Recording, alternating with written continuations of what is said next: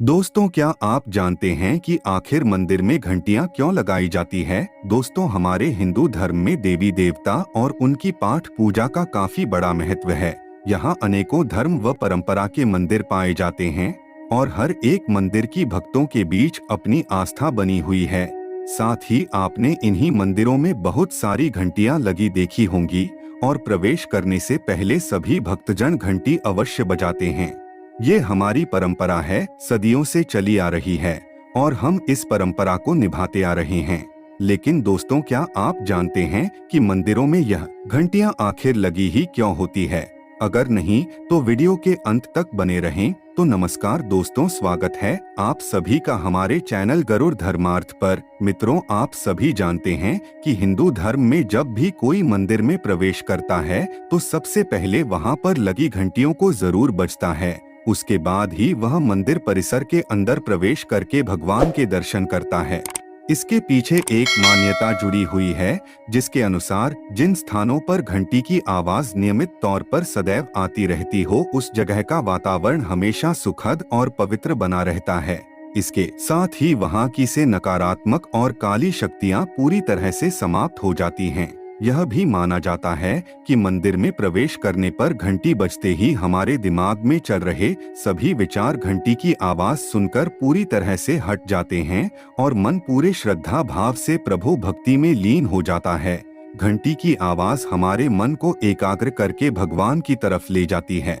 वहीं ज्योतिष शास्त्र कहता है कि घंटी बजाने से देवी देवताओं के सामने आपकी हाजिरी भी लग जाती है। इसके अतिरिक्त घंटियों की आवाज से मंदिर में स्थापित देवी देवताओं की मूर्तियों में चेतना जागृत हो जाती है, जिसके बाद उनकी पूजा और आराधना हमारे लिए फलदायक सिद्ध होती है, अर्थात प्रभावशाली बन जाती है।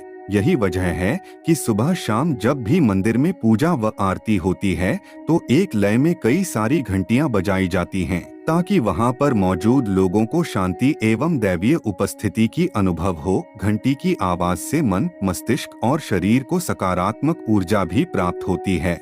आरती के दौरान जब घंटी बजाई जाती है तो उसकी आवाज से लोगों के मन में भक्ति भाव जागृत होता है। वहीं एक मान्यता यह भी है कि देवताओं को घंटियों आदि की आवाज काफी ज्यादा प्रिय होती है, जिसके चलते घंटी की आवाज से देवता प्रसन्न होकर अपने सच्चे भक्तों पर कृपा बरसाते हैं।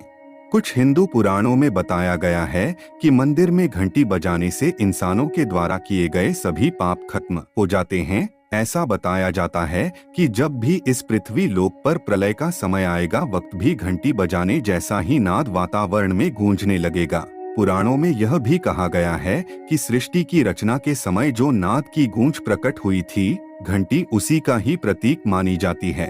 आसान शब्दों में एक और बात को समझें तो जब किसी के घर में कोई नया काम होने जा रहा होता है या फिर किसी का जन्म हुआ होता है, तब कई जगहों पर लोग घंटी बजाकर खुशी जताते हैं। दोस्तों, आपकी जानकारी के लिए बता दें कि मंदिर में दर्शन करने के बाद बाहर निकलते समय कभी भूल से भी घंटी नहीं बजानी चाहिए। यदि हम किसी के घर जाते हैं तो दरवाजे पर घंटी बजाते हैं, परंतु लौटते समय हम ऐसा कार्य नहीं करते।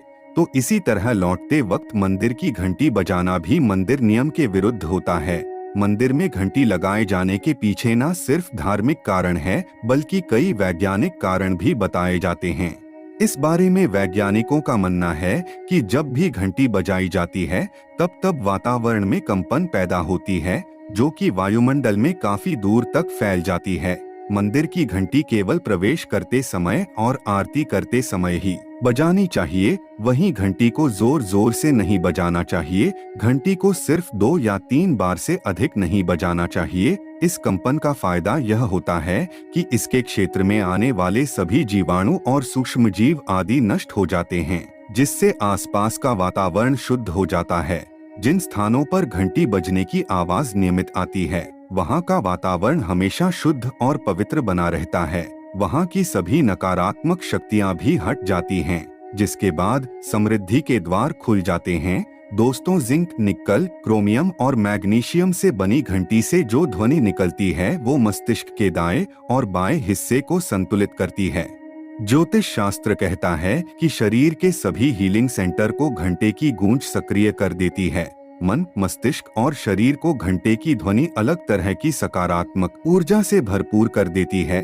आशा करते हैं कि आपको हमारी दी गई जानकारी अच्छे से समझ आ गई होगी, और अगर वीडियो पसंद आई हो तो जाते जाते एक लाइक अवश्य करके जाएं। तो दोस्तों, आज की इस वीडियो में इतना ही। मिलते हैं ऐसी ही एक और नई वीडियो में।